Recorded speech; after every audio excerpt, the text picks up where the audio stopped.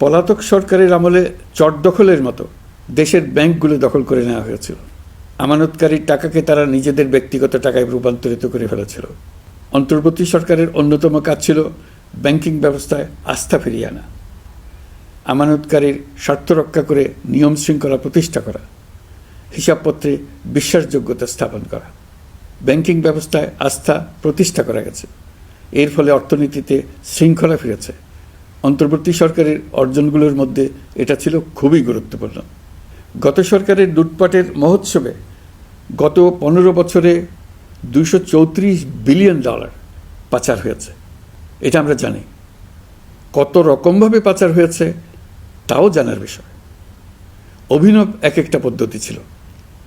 পাচারের একটা পদ্ধতি সবাইকে হতভম্ব করে দিয়েছে। এই পাচার হয়েছে বিদেশে অধ্যয়নরত সন্তানের কাছে টাকা পাঠানোর নামে।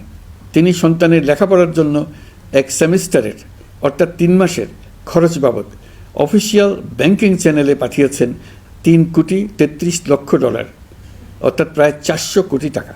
পাচারের এর চাইতে বেশি টাক লাগানো পন্থা আর কি আছে, তার কোনো সীমা আছে বলে আমার মনে হয় না।